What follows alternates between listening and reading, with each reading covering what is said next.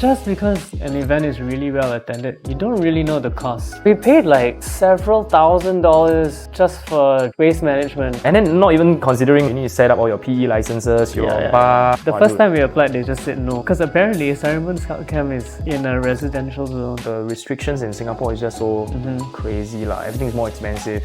That has plagued us for a while. Yeah. We've lost a lot of talent. But I don't know, I think this crazy city, it's got a pulse that deserves some kind of longevity. The problem is things just don't last here. I saw on Mix Mag Asia Radio, right? And the headline is Bongomann is a DJ's DJ, period. So how does one achieve that, man? I think that is like... Wow, I don't even know how I feel about that headline. Yeah. Still. I don't know, I feel like that is like that's like a super high level praise. To me lah, you know. No, I fully feel undeserving of that. But what led them to like, you know, maybe you can talk about a little bit about some of the stuff that you do that led to that moment lah, when you were crowned that title. Crowned. Like, hey, I don't care about normal people, you know, I just do me. Yeah. Stay in my lane. I think that came from a place of ignorance actually. Hmm? I didn't really know what other people are doing. At least around regional and in Singapore even to some extent. I think that mix came out during pandemic era. I think like 2021, 22. I think, if I remember correctly. Yeah, I missed the club because like I was just starting to learn how to play like HQ upstairs. And then pandemic happened, and then it was like, oh shit. Then Arun reached out to me, asked me to do a mix. So I just played all the styles I wanted to play at HQ. Yeah, in 1 hour. And I was like, okay. But then the thing is like, I see in quite a lot of other interviews, you said you are always saying that, you only DJ for a very short period of time, right? Yes. But it feels like you have been in the scene for like super long. I guess I've been around, but I was from like the bandy side of things. Bandy. Yeah, so like when Home Club used to have like emo gigs and indie stuff, I was in that scene. Oh. Yeah. And I go overseas study, kind of dance music, and like, oh shit, I want to DJ also. So where were you studying? I was in Melbourne. Melbourne. Yeah. But when you go to Melbourne, most people will be like, hey, hardstyle music, you know, going for that rave. I never met anyone who was into that. So what? Yeah. I think my first few friends were like from Singapore. We started a post-rock band. Yeah. And then I met people through uni and then just discovered stuff through there. Nowadays, the trend is like everybody that go and study in Australia and then come back, they are just like suddenly a hardstyle fan. And then they'll be at transmission. Right. You know, it's like the very typical. But then the thing is like, I think you took the more atypical route lah. Is it like more challenging? Because especially if you are like working as a musician in Singapore, right? There's so much restrictions, you know. But it kind of is like, it's not stopping you in any way, you know. I think it's not stopping me because I have chosen to go fully in now. Yeah. But I thought like people that go fully in, right? You kind of like, oh shit, I need to make money, you know. And then there's like the commercial aspects, like juggling. There's always that, but like for me, I guess I never went to the fully commercial side of things. Yeah. So I don't fully understand that. Yeah. So like I do find myself in funny situations at like a bar gig or something, get the odd request, and then you're like, I really just don't have that. I mean, hey, when you're playing like upstairs and HQ, do people even ask you like, hey, can you play some Ed Sheeran? Is there even Not a possibility? Ed Sheeran lah, but like there have been requests at like even underground spots. So like, yeah, it depends how you deal with it, I guess. But they won't like ask you for like some top 40s or whatever, right? There was a period of time. There is Yeah, even HQ, yeah. People are funny, man. But the cool thing is like, these kind of people are coming to these places, whether by accident or not. So maybe, they're just curious. And then they get drunk, they're like, fuck this, I want to hear something I know. Do you see that this is the case because of the whole entire business techno thing coming into the scene? Like, it's like converting, oh shit, now you know your typical... I guess so. I guess like underground, the whole undergroundness of things is kind of mainstream now. Oh, damn. Yeah. So like how? If I want to be underground, it's fine lah. Like I don't know. I think you just incidentally find yourself in the underground circles. I don't think you choose to be underground consciously or that's anything true. like that, right? It's so difficult. Like when someone once told me, when you say that you are underground, that means you're not underground, or I guess so. something like that, right? Yeah. I don't know. Yeah. What do you think? Yeah. I remember I told one of my friend Nina, I think you're like quite hipster. And I'm like, no, I'm not hipster. And then it's like, because if you think that you're hipster, right, that means you're not hipster. It's like if you think you're cool, you're not cool, that kind of thing. And it's like so difficult to like pinpoint. And like if you want to sell to the commercial crowd, right, there's like a very specific way to target them. But then for underground people, right, how do you even target them to come to your events? It's like, I don't know. what a challenge. I think some of the events I'm involved in have gotten more accessible over time. We've just gotten, I guess, more popular. So like Ice Cream Sundays, I think our last event had a lot more people we're not used to seeing. Like there were quite a lot of like gym bros and stuff like that. We're not used to that kind of energy at our party. So like that was, but we never like trying to break into like a new market or whatever. We're just trying to do our thing. And if you like it, cool. Yeah. Yeah. Maybe we can go in a little bit about Ice Cream Sundays. I think that's like quite a unique concept. It's like, I think, if I'm not wrong, it's like the biggest underground festival collective event thingy in Singapore. I think maybe doing pretty well. Blackout Agency is also another like same tier, right? Zach's done some pretty nice shows and given me a lot of opportunities as well. I think the three big ones are like Sunday, Ice Cream Sunday, Arcane Wax, for sure. Yeah, and then still got the Collective Minds. Collective Minds, yeah. Yeah, more in the live music side of things, but like very worthwhile artists. But so for like Ice Cream Sunday is really focused electronic dance music. I guess so. I think we've always been kind of rooted in that house disco thing. But yeah, the last one was a bit of a sentimental one because our other resident DJ Muto went overseas, right? Relocated. Yeah, moving back to Japan. Yeah. After living here for like 13 years. Wow. Yeah, so it was like a going away party. We asked him if he wanted to like do a headline set or if he had like a list of like dream bookings. Who should we get? Wow. So yeah, he chose like dream booking. Wow. Yeah. Okay, but then what's the next step for him? He's like, I don't think he's one of the co-founders already, no? Because the co-founders neither is am I. two, right? Neither am I. It's Jing and Daniel. Yeah, you're super heavily involved in it. But like, what are your roles? Like maybe like you can talk a little bit about Muto and yourself. Right. So me and Muto are basically just the DJs. I do a little bit more than that. I do all the music programming and stuff like that, and I support Dan and Jake if they need. Music programming in what sense? So like multiple stages. No, I mean I just curate our lineups. And like all things music, like we had a little mix series. We still have one. Yes. I was creating that on SoundCloud. I saw. Yeah. And then that extends to like Sunda Festival lah. So like my role is just that my Ice Cream Sundays role, but like times a lot more because we suddenly have stages. So it's called Sunda. It's not Sunday, like the Ice Cream Sunday. Yeah. Well, it's called Sunda, yes. But is it linked the two brands? Yes, it is totally the same people. Okay. Yeah. But what is the difference between the concept? Sunda is an actual festival. Okay. Yeah. Ice Cream Sunday is like the weekly... Just a day party. Day party, right? Yeah, day party. We're not weekly anymore. I don't think they were ever weekly, but it was monthly for a while. By the time I joined, it was like maybe once every 2 months or something like that. Right. The challenges of hosting a party, regular party, like let's just say I think every it just week. grew bigger. It was like, yo, we can't do this every month. Yeah. Like festival teams and collective teams are always like super lean, and then you cannot really afford to like spread everybody too thin. Yeah, in a sense. Yeah, so Ice Cream Sunday is really like a resident night, something like that. We call ourselves like a pop-up daytime party collective. That's basically just what we are. Then Sunda is like XXL. Sunda is a thing by itself. It's a festival. It happens at a scout camp. Yeah. Oh my camping. God. I got so much memories. Sarimbun Scout Camp. Yeah, so much I trauma, bet, dude. I bet. A lot of 45 camps and shit. Like 150 push-ups, run and Oh touch the tree. no, Oh my that God, I want one to cry. sounds more strong than a private camp. What is that? What camp was that? Dude, it's a Scouts camp, and then Yeah. our regiment is like super crazy. And then when I see Okay. Sarimbun Scout Camp, it's like so much good memories and so much fearful memories as well. And then you all managed to lock that place down. That's Yeah. insane, you know. Yeah.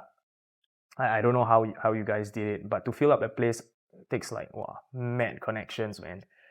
Yeah, I think we tried our best. We didn't use every inch of space there. We didn't activate every space. The main foyer. Even the main, like just they call it the MPH, right? Yeah. Yeah, so that was our pavilion stage. Yeah. Yeah, we learned some things also for the first year. Like the daytime music didn't really work there. Oh. Yeah, it was great as a nighttime stage because you see all the visuals and stuff like that. Yeah. It ended up being kind of like a more techno stage. Oh. Yeah, but yeah, the place is difficult, man. I'm sure you know. Do you all use the campfire in any way? So one of the campfire circles, we used it for our nomad stage. So that was one of the smaller stages. There were total 3 lah. So that stage we use our solar sound system. Yes, the wireless one. Yeah. Which is the same company as Jake and the other co-founder. Yeah. Right? Yeah. Well, that one, so many things to talk about, man. Yeah. Got my finger in a lot of pies. Yeah, you are like literally like assisting in like the projects all across the board. Yeah, which is why when you say that Ice Cream Sunday, you're just the DJ, I'm like, huh, really, man? Yeah. You're doing so many things, Yeah. And okay, maybe before we go on to that Ice Cream Sunday more in depth, we can talk a little bit about your music production, because I literally just went through the whole entire album, right? Oh damn. Lounge Zero. Yes. And it reminded me of back in the day when I was a turntablist, and then I was like jamming to instrumentals, right? Wow, it's super hypnotic. And then the second time I hear it, I'm listening on it on loop, right? And then it's like I kind of like get a different interpretation like each time when you hear. Yeah. So that's crazy to hear. Thank you. Yeah, so I don't know like what is your like thought process, because personally I'm still quite green in like music production, even though I've DJed for like quite a while. But then when it comes to music production, I'm always stuck in the starting phase, the early phase. Like how do you like start project from like when it's just like a blank project? I feel the other way around. Oh, you cannot finish the track. No, I mean about DJing and producing. Like, cause I was always around music. I was always in bands and stuff. Like, I decided to like try making electronic music. It's like, oh yeah, of course you can do everything by yourself. It's just about autonomy. Yes. Yeah. Correct. So yeah, I guess it kind of naturally. So for this Lounge Zero, right? Like, okay, when you sat down and then like, okay, I'm going to produce something. What was your initial inspiration? Lounge Zero was inspired by like the first few actually bar gig folders that I made when I was starting to DJ. Yeah, because like I was finding all this like deep house that I thought like, oh okay, cool, I can play this kind of deep house at the bar. Play at the bar cannot, too deep. Like they want more upbeat. But you know, I had soft spot for all these kind of like loungy but a bit deeper, some kind of cosmic tracks. The first half of the album is like don't even have much of a beat. Right. And then the kind of third, ambient almost, fifth and sixth track is when it starts going. Yeah, the last track last track's for the club Yeah. But yeah, so that was kind of like the inspiration for this EP. Like I was missing the Lounge Zero. Yeah. And then when you choose to release it, right? Why not a self-release, but why with Darker Than Wax?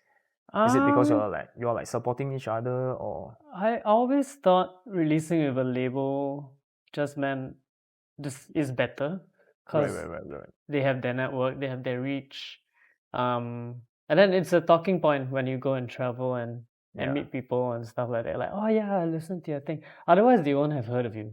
Yeah, because I was thinking like the way you do things, right? You're not simply just a musician. You're like everything, you know. Yeah, so I think I'm trying to do too much. That is a very indie mindset, you know. Like so much of the indie musicians, they are like that. They are like, okay, I'm gonna make my own TikTok. I'm gonna market it. Right. You know. I'm actually really not. I'm like just doing my thing, and I'm finding a lane for like each like bit of creativity I I want to play with for that time. Like for the EP, I was like, okay, cool. I really released something on DTW. Why not send it to Dean again? See what he thinks. Yeah. Yeah. Well, definitely need to have a conversation with them because I think they are like the OGs of the for sure. deep dark sounds of the underground scene. Yeah. And then when you produce, right, do you still believe in like live sampling? Or you're like everything full digital?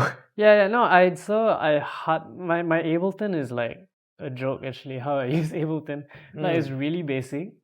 It might as well be GarageBand. Like I have just a few tracks only. So I use a lot of Electron gear. I've got a Digitech, I've got the Analogue Rhythm, the Mark 1, so like not the new one.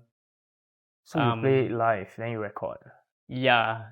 Yeah. I record in quite an inefficient way. It's quite stupid. Don't ever take a masterclass from me. It's like but it's like one by one and more then... your feel, you know, more your feel. Yeah. Because like I watch like Mern produce, right? It's like he'll just like try to play the piano live. For me, it's like I click and drag the dots. You know? Yeah. I mean, it's a lot of like programming on the machine itself also. Yeah, because the Digitech is a sampler. It's a sampler and a sequencer, and you can sequence other synths also. When I was like at Zouk when Richie Hawtin was playing, and then you see the oh my god, and then like people are just like, and then I'm like, huh? Like there's was he touring his tractor setup then? Or I remember what era was that? Quite recent actually. The recent one, right? The recent one, yeah. So, 2 laptop, and then got a few things going. Yeah, the mixer, right? Yeah, and recording the live audio ambient. Right. Yeah. Oh shit, he got like shotgun mics, multiple shotguns mic. Wow. And then the manager at the back, we are like having soju and going crazy. like, oh shit, this is happening. Yeah. Richie Hawtin gave like birth to a lot of crazy tech. Yeah. And thought process. And like because you see like Richie Hawtin, you have Fred again doing all that kind of stuff, right? A lot of all these kind of things are like pre-programmed, personalized. So you on the audience POV, you don't really know actually what are they doing also. And then there are also a lot of imitations that are like, you know, they are like pressing nothing, but then it seems like they are doing something. Yeah. You know, how do you like actually tell if you are like, you know, a connoisseur of this kind of live music? That is something I'm struggling with. That's why I'm always a bit reluctant to play a live set. Yeah. Because like I'm not a finger drummer. I'm not talented like that. I don't do any live looping.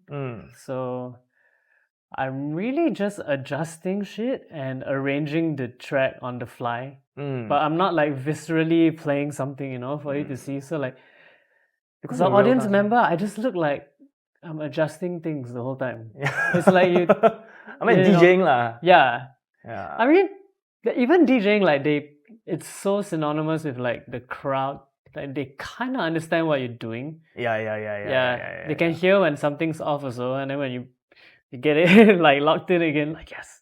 Yeah, but like when you're playing live, it's a bit different, and I'm trying to figure out what I can offer to the table with my live set. Yeah. Because coming from a band background, you know like you know how electrifying a band performance is, how you engage with the crowd, right? Exactly. So like if I feel I can't do that with my live set yet, then cool, I'll figure it out. Maybe like DJing like a more backseat kind of approach lah. Because unless you really have something to show. I mean, but like I don't know, unless you're like a scratch DJ like yourself, like it's such a show. Like you have something very visceral to interact with the crowd. But yeah, if you're just pushing buttons and turning knobs on Electron gear, then it's 99% of people won't but get a lot it of also. people do that also, and it's fine. So I don't know. Yeah, definitely. I mean, that's the whole entire art form of like DJing, right? You know, there's like different tiers, different complexities. Yes. Yeah, and maybe we can go a little bit on what are some of your earliest influences in music and how does it affect the way you DJ now? Because you're saying you're like from a band background, right? Yeah. So what I know, right, is one of my friend who's a band, a guitarist. The way he play guitar and the way he do turntablism is like in the same way. So it's like the rhythm, and then which one is like the shredding, and then he choose which hand is like the crossfader hand. You know, that's the thing that like influences the way how his thought processes are. But I wonder how is it for you? I don't know. I'm trying to figure that out. So, yeah, clearly have not figured out a lot of things. But I mean, like the name Bongomann is like your surname, but then It's just it's my also name, like every single song also got the bongo thing, you know, that signature. Yeah, at first I thought it was funny, but actually, like I want to see how long I can keep doing that. I mean, eventually it's like a signature sound, like, you know, the rappers have their own, you know. My partner says that like I might be relying on that too much. With the sounds, or maybe some of my very bubbly sounds, like every track also have. Yeah. But record label like that, man. Hey, good job. Signature sound, you found it. Yeah. And then I think you don't really have any problems feeling like pressured to play commercial music in Singapore like the most of us. I do, because I just don't have it. Like if I have to. But I haven't really been in a position where I really, really have to. Like,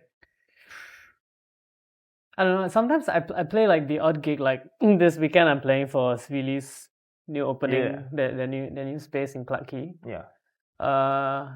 Their brief was just kind of do your thing. Don't need to play commercial. Full musical freedom. Yeah.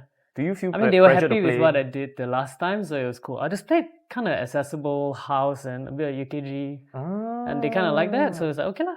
I thought Swili would be like asking you to play band music or whatever. Yeah, I mean they're branching out to this lifestyle brand kind of vibe. So yeah. Sell like gear for commercial, you know, not professional. Taking too seriously. I haven't been looking at their catalog for years, but I saw like Pioneer gear on their catalog nowadays. So it's like, oh, okay, you're trying to sell everything. Everybody want to be a DJ. Yeah.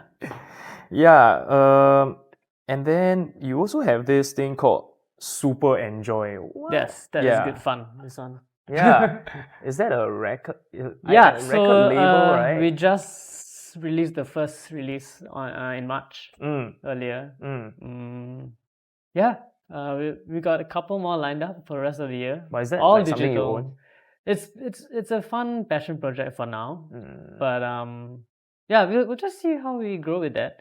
So like on that crew we have Jordan from Ducker and Wax, Leon, who kind of started it with me in the beginning, Jen Shoons, also DJ, really good DJ, great selector, and Ari. Yeah. So how is that different from, let's just say, Darker Than Wax? What's the sound difference? I think Super Enjoy just does not take itself seriously. So that's the main difference, I guess. Right. Like if you go see our IG, a copy all Chapalang is very like. Dude, the poster got so many people talking like, wow, it's like, you know, it's like a standout kind of graphic. Yeah. Which poster? Graphic. The scribble one. Oh, right. Yeah. Leon, that's illustrated by Leon. He's our art director for sure. And I have like very mixed feelings. And then I'm like, I think this is like something that not many people dare to do. But then the thing is, I wonder like how will like your consumers take it, you know? What do you mean about the poster? Because it's like scribbled, right? So it's like it's like quite abstract lah to me. Yeah, and then I also like I don't know what to think about it also. But it's definitely caught my attention. So Bless. Yeah. My wife said to me, Super Enjoy does not need to be understood. I think that's kind of true. Like we're just gonna do the thing. If you vibe with it, just come, enjoy. Yeah. Wow, it's not. We're not trying too hard to be something. Of course, we're trying to like make have our parties and our releases like not lose money. Yeah. But like we're not trying to make a business out, like a money making business out of it lah. It's just a cool outlet that we're enjoying. And especially in Singapore, such a like competitive market, right? For you all to like, you know, it's like, if you don't understand, it's fine. If you understand, it's fine. If you like it, you know, it's like very take it or leave it, right? Wow, it's like next level, man, dude. Wow, for me, I'm damn scared. There's a level of bochapness about it. Because everyone in the crew kind of has other things going on. Yeah, I guess. So there's no pressure to like succeed. Like it, and then maybe that's the canvas that. So speaking about like main things that sustain them, right? Is like the record shop. One of your your main things? The analog vault. Right. So I stopped working at the Analogue vault after about just under 6 years, 5-ish years. I stopped in December. Yeah, that was my main gig for a long while. It's a full-time job. Yeah. Every time I always walk past and I'm like, wow, it's damn cool place. And then I'm like trying to find like some scratch records, but it's like actually you gotta dig though. Just ask me, yeah, that's why you know all these, man. And then it's like, wow, so cool. And then like I wonder like how many people know about this place. It feels like a secret little corner, but it's in Esplanade, you know. I think Analogue Vault also like quite accessible space. Do you focus more on online sales or? Half and half. Half and half. Actually, no lah, more in-store. At least when I was working. It might have changed now, I don't know. When I was working all the 5-ish years, it was mostly in-store. Oh, but working in a record store 6 years, right? Like record, like how relevant is it now as a business? I mean, it should be your DJ's dream job, right? Yeah. But it's not that here. At least not here. We're not in UK or something. Yeah, it's a totally different thing. Records are like a bit of an atas thing here. It's for the people who can spare it. Yeah. So like most of our customers are uncles, jazz uncles. End up like an LV shop, 2 or 3 people inside. You know, I mean, it's exclusive. You do feel like you're selling a premium product, but then at the end of the day, also not really, because like a lot of really nice people also just come through, and they're quite open to listening to new stuff. And then you host pop-up. Yeah, we used to do quite a bit. Yeah. I don't know. I think this year they're gonna do the Analogue assembly pretty soon, so you should check that out. Which is like the vinyl fair lah. Yeah. Hasn't happened since before COVID actually, so it'll be like the comeback one. But like in a record store, what responsibilities would one have other than like retail? Do you do like social media copy, marketing? Yeah, all the marketing stuff. So like we tried to do a lot of different kinds of marketing content, I guess. Like on the blog, like we had a mix series or so. Just because our friends are all DJs, so we just asked them to do mixes for us. But we also had this really cool one called Record Rooms. And then we just interviewed customers. Basically, we just asked them to show off their setup lah. Because audiophiles like to do that. Yeah. And they also like to go and see other people's setups. So like that was a cool like series. Yeah, when you think the record player is expensive, then you learn about the speaker. Yeah, you think at 1,200 is expensive, and then you go see what those guys are buying. You're like, what? Yeah, and then but I'm thinking about like records, right? How relevant is it now in the digital age? Again, I think different thing in different places. Like in Singapore, it's not. People don't play records. You turn up to a gig and you don't see turntables. Yeah, not even in the club, like as a norm. Yeah. But having said that, people still do buy records here. They just buy online. Especially the vinyl only releases and stuff like that. Like Juno, S Tokyo, all that kind of Tokyo, right? I always buy a lot of turntablism stuff from there last time. Because I'm looking at like Imagine Dragons, Coldplay, you know, and then they're still releasing like vinyl copy. It's probably when you're like super huge, and then you release your like a collector's item lah, the vinyl, to like boost your sales or something like that. I think in other countries, like they maybe press less, but even a lot of indies also have records. Like my boss, damn hipster. She won't buy Coldplay. She won't buy their Radioheads and stuff like that. So we had to sell the lesser known stuff. Wow, then how's that? Yeah, it can. Because like it's poppy. It's accessible. It's just not that well known. You know. I saw the Dean, Darker Than Wax Dean, and then he did that Japanese pop vinyl set. I'm like, what? On this guy, the music knowledge is like on MAJ, dude, it's crazy, man. And it's getting like what, 100,000 views already, and like, you know, that channel's blowing up, dude. Has been steadily blowing up lah. And I'm quite disappointed that not enough Singaporeans are talking about it. It's such a huge thing. Yeah.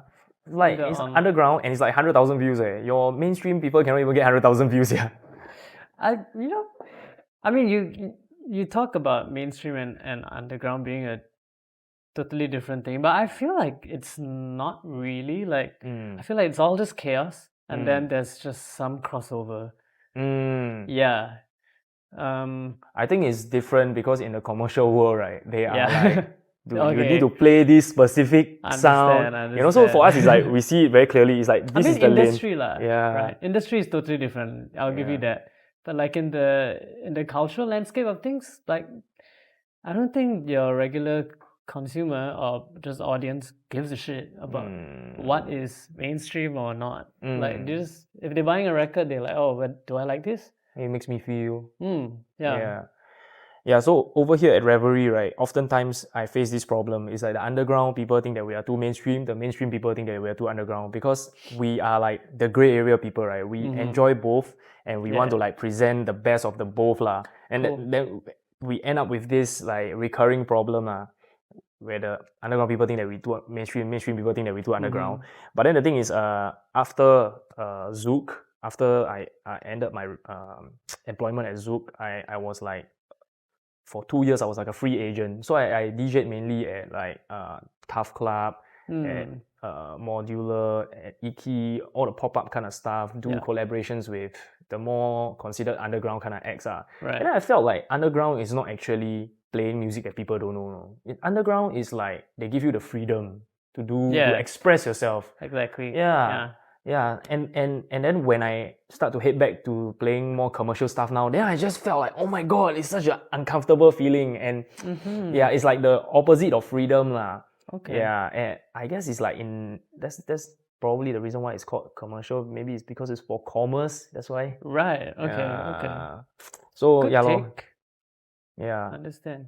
So underground, definitely, I would say more freedom. Maybe we should just like name them instead of underground mainstream, freedom and totalitarian. I don't know. Yeah. So, so back to Ice Cream Sunday. What caught my attention was that the sheer scale of it lah. And I've also been trying to run my own events for like the past 2 years. And then it's so difficult to like make sure that your venue is packed. You are literally like messaging people all day, right? Until like you have to like sacrifice time away from your art in order to facilitate that. Don't you think so? Yeah. So how do you all like juggle? Or do you have like one guy that is like the chill people guy? That's why there's a few people on the team. Yeah. Yeah, because I can't imagine if all of I'm so happy all of us are not DJs. Like the only other DJ now in Ice Cream Sundays is Jake. Yeah, the other co-founder. Yeah, and maybe that's why we did so well with Muto, because then me and Jake could do anything else that needs to be done. Like Muto's only job was to just deliver the music. Yeah, so like Right. Because oftentimes like a collective is formed is because hey, you like a DJ, I like a DJ, then we make this collective, Yeah, I think that's the one thing we got going for us is we're not a collective that's made up of DJs. Yeah. Which is like very interesting lah, because you rarely, I think it's very rare for a photographer or like a graffiti person to want to like create something together with a DJ, like a DJ collective, right? Yeah, but how did that even begin? Do you have any? I mean, for the beginning of Ice Cream Sundays, like Jake and Daniel both got back from uni, and then I think they saw a bit of a hole with the local party scene. I mean, Training Shed was happening. Tom Shalsut was doing parties at Training Shed. That happened on Sunday for a while, but then I think he stopped or something, and then Dan and Jake were like, let's do something. And then it all snowballed from there lah. Right. Yeah. I remember when I joined, like the party was, I don't know, maybe 200-300 people. It was at National Gallery. That's damn good already, yeah. It was one of my first few DJ gigs also. Train wrecked everything. At the end of the party, like we all got drunk. Jake was playing, and then he's like, "Yo, you want a back to back?" we had a really nice back-to-back. Ah. Messy as fuck, but like we gelled because like our music days is like kind of the same. But And how they do you were all know like- what to play? Like, is it because you attend the party regularly? You know the sound? No, that was my first Ice Cream Sundays as well. Oh, just nice. Yeah, Wow. yeah. It just And then when you book That DJs, happens. right? That's the thing. When you book DJs, do you book them so that their sound is what the Ice Cream Sunday sound is? Or I guess that was what Jake and Daniel were trying to do. Like they were just trying to get residents who know the sound. So like I'm really into like that soul jazzy house kind of vibe, and then Muto has a lot more Balearic influence. Yeah. So yeah, that rounded it off. Okay, nicely. cool. Yeah, so you guys probably wouldn't be going for the more harder, aggressive kind of like electronic dance music. It's really just like a No lah. vibing. It kinda- depends. I mean, Yeah. because me and Jake can play techno. So can Muto. Muto can play some really dark stuff. He's done some really interesting sets with Strange Weather. Like before he left. Strange Weather, yeah. Yeah. But yeah, I guess it's a day party lah. No one wants such dark music Banging. in the day. It's very hot as well. Yeah. And then with like new collectives like 5 to 10 p.m. coming up Lois also. thing, Yeah. So how do you potentially see this? Because I think one thing that is lacking in Singapore is like the 7 days a week party culture, like in Thailand or whatever, you know. Right. But okay. with day party, wow, dude, you unlock a whole new world, man. Yeah. I think that one comes down to getting licenses. Cause we do pop-up parties, we have to apply for a license every single time. It's more likely that they'll grant you a 10:30 license than a late one. Yeah. So getting it like fully green light and legal, Yeah. it's easier to just do day parties. Yeah. Yeah. I mean, there's been a fair few day parties that have been going on for a while. You got your Manifest, you got your Rooftop, and all of that. Yeah. Yeah. So many. And do you think that with the increased amount is actually better for the scene, or Yeah. you will get too competitive? Personally, I don't look at it as competition, even though it technically all is. Yeah. But like, I don't know, more expression has got to be good for the scene. Yeah, if it works, that means more purely demand. from a cultural standpoint lah. Mm. From an industry standpoint, maybe we need to work more closely together. Yeah. I mean, there's been attempts. There was a giant WhatsApp group someone created with like a gig calendar for all like the smaller promoters and stuff like that. So yeah, people do check that. But I think, I don't know, I still see a lot of new things on IG. I'm like, whoa, this is happening. So many things. Yeah. Yeah. I was speaking to one of the collectives that we are quite close to, the 4x4 guys, and then they are like, can we like somehow like align our schedule so that we don't plant gigs and clash, Yeah. and then we can go and support each other, that kind of thing. I guess that's how it should be lah. But then when you see at the bigger scale of things, Zouk, Marquee, and then you know they have acts clashing, and then it's like they are indirectly like killing each other. But then the thing is like for us consumers, right? Hey, this is a good act. That is also a good act. Then we Yeah, like, then how? how? Yeah, you know, split ourselves into two. You know. I've been thinking about that a lot actually, because Yeah. just like in terms of like festival experiences, right? I'm going to a RDC later this month in Japan. It's called Rainbow Disco Club. It's a very nice festival, very small. I think it's like 4,000 people. I heard at of the it from most. Aka Sound. She was telling me about Right, it. Yeah, Amanda. Yeah. Okay.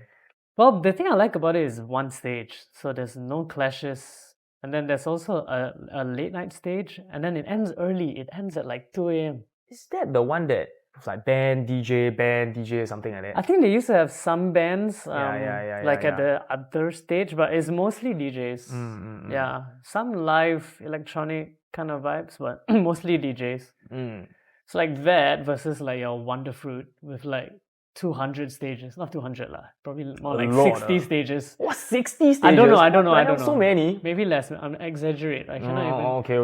but I can believe, because Thailand is like It's next a lot level lah. now, you know. Yeah. It's like, which is better for the scene, if you think about it? Like, one person curating the flow of the night, or just like chaos? Yeah. Yeah, I don't know. I also recently remembered my conversation with Mark Lim about Ultra Music Festival, and then he said that okay, actually two people that I've interviewed Ultra Music Festival, Mark Lim and Jeremy Bala. I'm not sure if you know. So Mark Lim says that, right, okay, the festival at Ultra always end at 12 midnight. It's because we want people to have an early night so that they can come to our day parties. Right. Yeah. Whereas Jeremy Bala is like a different train of thought. It's like, okay, we want people to end at 12 midnight, and then, right, we can disperse everybody to the clubs in the town. So it's like give everybody else business also. Right. Yeah. Right. But then Mark, what's that word? Like maybe like to that point, right? He said that. But then if people go to the club, then later they'll miss the day party. Then all the day party is more experimental, more visual, more creative kind of thing. Then they'll miss all that kind of thing. So it's like, yeah, so there's like one side. I understand. Yeah, the dilemma, Yeah. Yeah. For all those people that are just listening to audio, right, and you never even see my hand action, you probably don't even know what the fuck I'm talking about, man.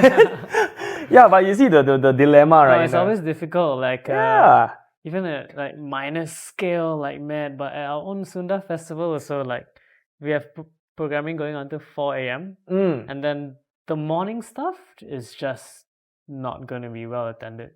But I think you can like get around that and like plan your programming accordingly lah. Like, 4 a.m. cool, techno all the way. Morning program, yoga, wholesome things for the family, stuff like that. The techno kids are not gonna wake up for that. Yeah. But then the families who like were sleeping during the techno party will wake up for that.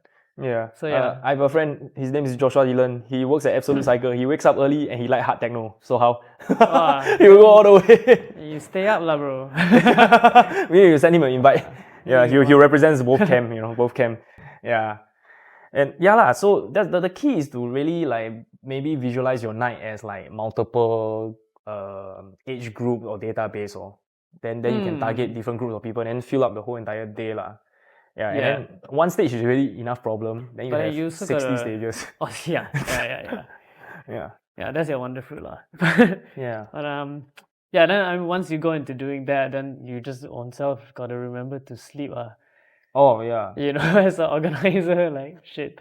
Yeah, I don't know how people do it, man. I don't know, man. Like I see like my old team at Zouk, and then when they do Zouk out, it's like, oh, I never sleep 4 days. What the hell? Yeah. One of our a good friend who was working at Offtrack for a while. She works at Zouk now. I think she's I forgot what's her position, but she was artist liaison for a lot of recent. This is Joanna. No, Anastasia. Oh, you know her? Yeah. Yeah, she was telling me about her first Zouk out experience. Yeah. Like working, like it was quite crazy because she helped us out at Sunda also. But she was just like, dude, the professionalism at Zouk out is another level. Yeah. Like people are pros. They set up lights, they set up stage. Yeah. It feels like almost like autopilot, right? It's like, okay, let's go. Then everybody just know their job. Yeah. So maybe we can talk a little bit about Offtrack. What exactly is Offtrack? I know Offtrack is like a Offtrack's a bar and a restaurant with DJs. Yeah. I mean, brainchild of Dean and Daniel.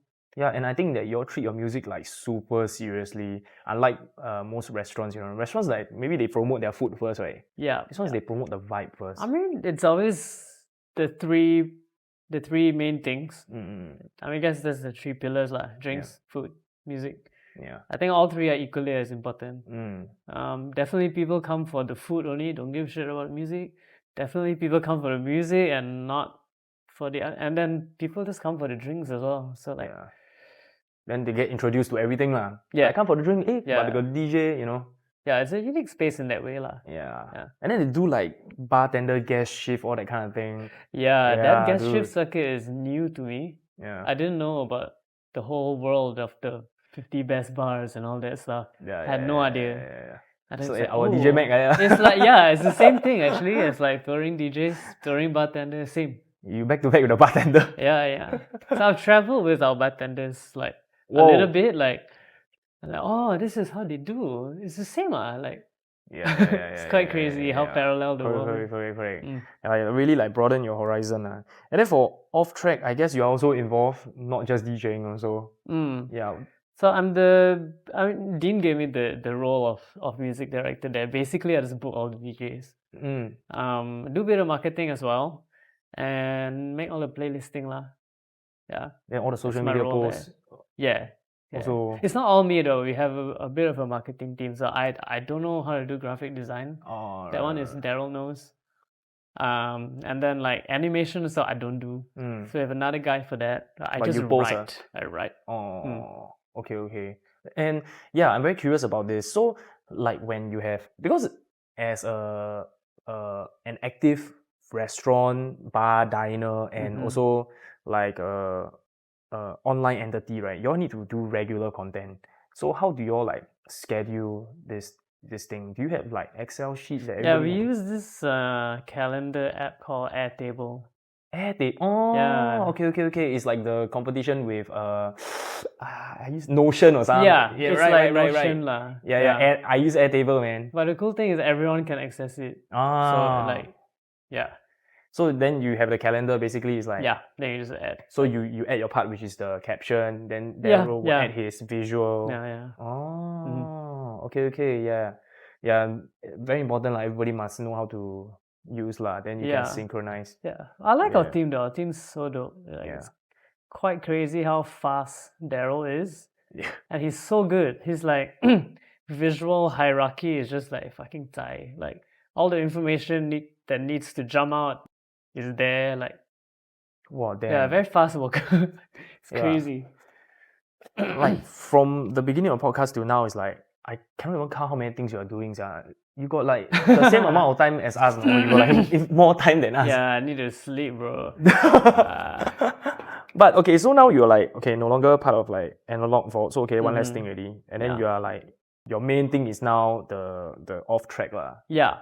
And also ad hoc help out with Ice Cream Sunday, and then doing your own project also. Yeah, it's not that much actually, because Ice Cream Sundays doesn't happen that often. Maybe we do 3 or 4 parties a year. Right. At this current stage. So our next one is in July. Is that going to be the Sunda? Sorry. Next one is June 22nd. Okay.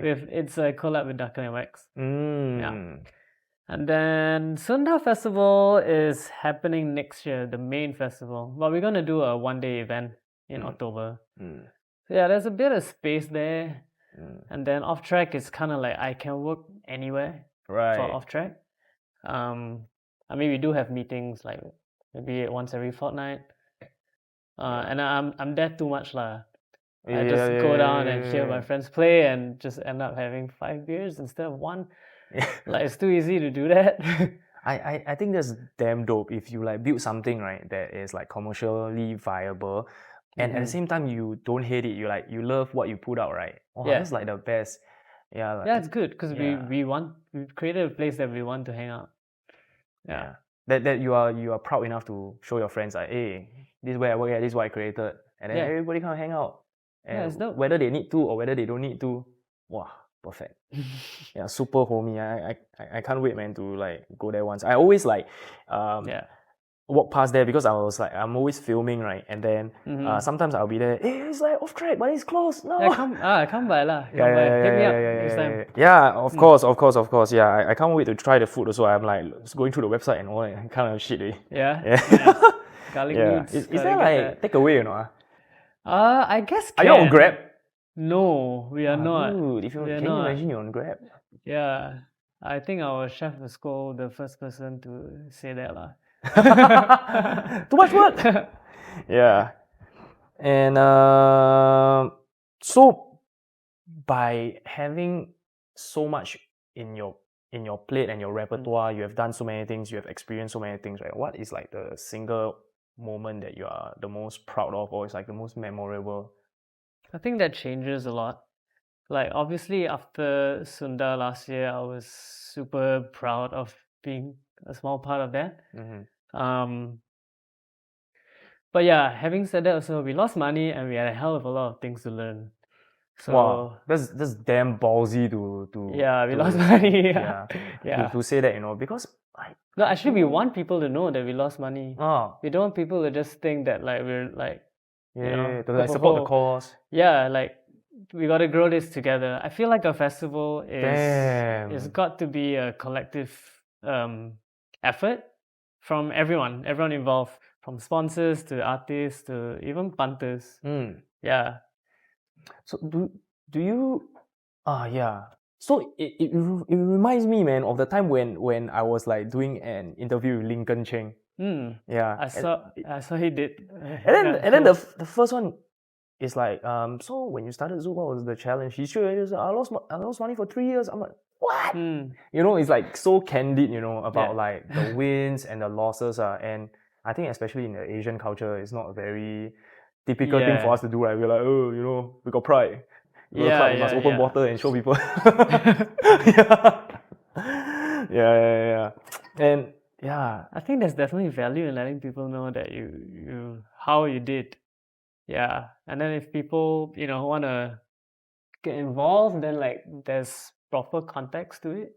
I guess it's like, at what point, right, does losing money becomes not good? Because like when you try to support a movement, of course, at first there's no demand. You're educating people. Yeah. I mean, we'll see how much money we can actually. hopefully, we can start to turn it around, by year 2. But I don't know. The more people I talk to, a lot of people say like festivals like 3 to 5 years, even more sometimes. Like they take to start earning money. I mean, Tomorrowland is also something like that, right? I mean, I'm talking like smaller scale. Yeah. Some of these people say, oh, we started with like 200-300 people. I'm like, oh, that's like, it's like a quarter of our ice cream sundaes party. But some people start a festival like that, and then they slowly grow it up. Yeah. So for us, we started with like about 1,700 on day 1. Ice cream sundae or Sunda? The Sunda festival. God yeah, damn. That was the biggest amount of people. We were going for like 2 plus lah. Okay. So yeah, and then maybe half of that for day 2. Yeah, day 2 always difficult in Singapore, right? Hot. Yeah. Next day is school day. For event organizers, your wins and your losses is damn publicly evident, Like for example, if you're like a social media influencer and then you post and then you got a lot of likes, the likes can be real, can be fake, can be boosted, can be organic, who knows, right? Right. Yeah, but event is like, if it's happening, it's happening. If it's not happening, it's damn obvious. Yeah. I think it's a bit more layered than that, because like just because it's like an event is really well attended, you don't really know the cost, the earning that they had to do, that they had to pay. Like we paid like several $1,000s just for waste management. What the? Yeah, like they a haven't lot, count like your over bar. 10,000. Yeah. Like it's a crazy expense, and like NEA won't just pick up trash from like a random bin. Like it has to be approved bins, things like that. All the stalls need to have sinks, little stupid costs that are invisible to the eye. Do you see Ultra, they did this like pick up the waste squad or something like that. So it's like, hey, anybody interested to come to our festival, you can come for free, but you have this certain hours that you need to pick up the trash, then you can enjoy the festival. Right. That's kind of cool actually. Yeah, we can learn from them, man. Yeah. So that's one thing. And then not even considering like you need to set up all your PE licenses, your all of that. Your music license, your bar. The first time we applied, they just said no. Huh? Why? Yeah, because apparently Sarimbun Scout Camp is in a residential zone. So it was an automatic no. Our government operates like that, right? Okay. On paper, no means no. Oh, and you gotta ask them why. And then you can come to a... Oh, must negotiate.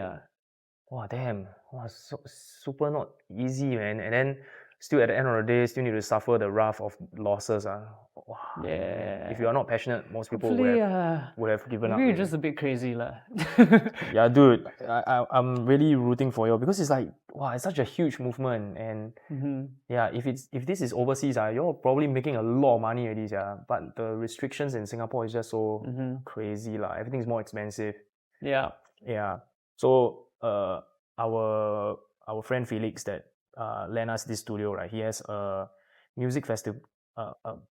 Do you call it music festival or you call it like dance festival? Maybe like dance festival, Asia's biggest dance festival, Radical Force Jam. It's like the Right. zouk out of dancers. It's Right. fucking lot of people. And they always host it at Wave House. But then okay. recently the cost in Singapore is just not justifiable anymore. And they just moved it over to Vietnam, and you know the cost is Probably like what? making People by 10, and then you know it's even more. So do you think that eventually everybody, right, that is like talented and good are just gonna move out and do stuff out of Singapore? I think that has plagued us for a while. Yeah. We've lost a lot of talent to Our JJ Lins, all this. Yeah. You know. But I don't know. I think this crazy city, it's got a pulse that deserves like some kind of longevity. The problem is like things just don't last here. Is it? Everything always start, boom, start. Is it hard to start? I think it's easy to start here. It's just hard to start here. It's hard to keep going. Yeah, because I'm thinking about like the whole MNC thing, right? Where there's like a lot of huge conglomerates moving into Singapore, Dyson, is it Spotify or TikTok? All the HQ is all in Singapore, and then maybe that's what's driving costs up. So could Singapore be like a end game destination, whereas you need to, you know, like Pokemon, you need to collect all your 8 badges outside and then come back to Singapore? Could it be? I don't know. We've always been a transient place. Oh yeah. People come and go. Yeah. So things come and go out here. So. Yeah. Hopefully we can make something work, man. That's crazy, dude, this place. And maybe lastly, as we close off this podcast, right? So because you have done so many things and you are continuing to seek more things to do, right? What do you foresee, right? Is that one thing that you have done already, right? Then I'm like, okay, I'm fulfilled. I don't know. do you think you will come to a day where maybe you will never retire? I don't think so. Alright. I think I'm one of those people who because I obsess about things. So I just try and make it my job, and then I can like obsess about it, and it's my job, so it's fine. Yeah, that's exactly what Mr. Beast says. Like, all I want to do all day is make the best videos, full stop, and then you just obsess over it. Yeah. I mean, but that also the downsides lah. You know, they say like, oh, there's that do what you enjoy and you never work at it. You gotta work, bro. You gotta work. Like it's you gotta be relentless. Yeah. I think for me, what will make me like is when I learn how to be more healthy with my own body. Yeah, that's something I'm not really doing enough. As someone in nightlife, it is very important to do that for longevity. Like, that maybe I'll feel like. Yeah. Maybe you need to attend your own the day yoga thing. Yeah, and like stretch, exercise a bit more, you know, not just enjoy time. Yeah. Especially when I'm working at Zouk, right? Wow, the drinking is really like a lot. Yeah, when you work at nightlife. Yeah, it's too easy, and there's like it's too easy, dude. Maybe nothing else to do when you're like talking to people in that environment. Like, you're not gonna order a mocktail. Imagine you're talking to people, then you intermittent fasting. Yeah. I mean, I know people who do that, but still. At nightlife. Wow. Uncomfortable AF. But yeah lah, getting your workout in means doing one of the most difficult things personally for me is to stop working. Wow. Then I'm stressed, yeah. I need to stop working and go to exercise. Then oftentimes when I'm like just doing my sets, I just keep overthinking. Right. Yeah, it's the worst. Yeah. Sometimes it helps me think though, like just go ride a bicycle around. Just enjoy the speed a bit and then just like think. Yeah, I guess it's good for like when you're trying to like churn out like creative thoughts lah. I think it's important to daydream a bit as well. Yeah. And another thing, right, is like when it comes to creativity, do you like kind of like give yourself like a deliverable date? Like, okay, I need to produce something every week, or it's like when it comes, I'll just put it out. No, I wish I was a bit more disciplined with my music making. But I'm really not. Like, I just make music when I feel like it. I get certain creative spark like bursts of productivity. Like sometimes I'll just have like a whole 2-hour session. I'm just making samples, like for my sound library. You know, like you could just be, I made some kick drums that I could possibly use. I never really use them all, but you know, sometimes you're just designing sounds, and then sometimes you sit there and you make a track in like half an hour, and then you're like, shit, I wish it was like this every day. It's not. It's like keep the creative juices going lah, because you know, you won't know when it hits you lah. But it's important to do it regularly. I don't. I should. But where got time? You are like doing a million things already. Yeah. Depends. Depends. If you discipline, can just But honestly, I don't think you are not disciplined, man. Dude. You are how is it possible to do a million things and not be disciplined? Like really short of time. Procrastination. Good. Like that you need to sleep. Like you blink one time, you sleep. That's crazy, man. Like personally as well, right? I also try to do a lot of stuff, and then in January, wow, dude, my health took like a huge dive, right? And then I'm like, what happened? I got like some like very serious flu, pneumonia type situation, difficulty in breathing, and then I still need to host like our revelry second anniversary event at Modular, and then glad that it's over. Went well, and then I just go back and like KO, and then I took like 6 days MC or something. Dude, I was like knockout, man, for 2 weeks. I can't even do anything. Yeah, it's ridiculous. And then from there, I like, oh shit, I probably need to take it more seriously. That's the reason why. I guess like for me personally, how do I feel fulfilled if I can live long enough to do all the things I want to do? That's good. That's good enough for me.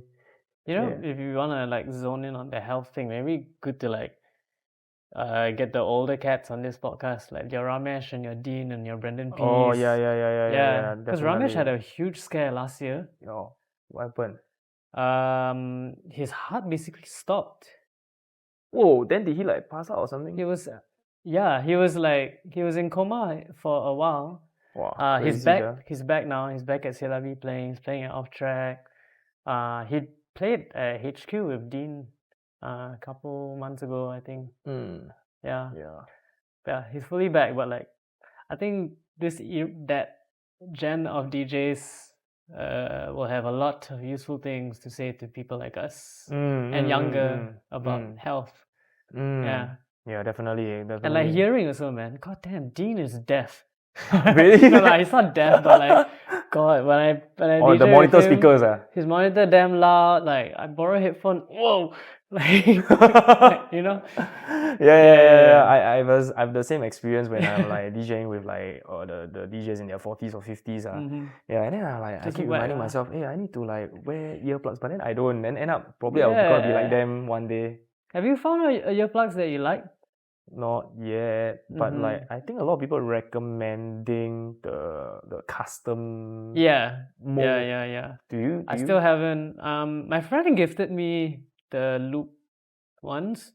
They're not that good. They're okay. If it's really like piercing, I'm wearing them. Yeah. I carry them everywhere, but like I don't wear them on the regular, man. I think you need to try the molded ones. Wow, dude, we need to invest. we need to do all these things, man. We need to do all these things. If not, like, wow, dude, very bad for us, yeah. Okay, so I guess the last thing to do before we end off this podcast is, do you have any upcoming projects to shout out to our fans? Yeah. So next few parties, I guess. Ice Cream Sundays, Duckson and Wax, 22nd June. Super enjoy. Next release, May? Yeah, very soon. Next month. May this year, and then maybe hopefully 2 more before the end of the year. And then Sunda Festival. We still haven't come up for the name of the event, actually, but it's just the Sunda Day Out kind of vibe. It's October. That's happening in October. Right. Yeah. Okay, awesome. A new TBA also.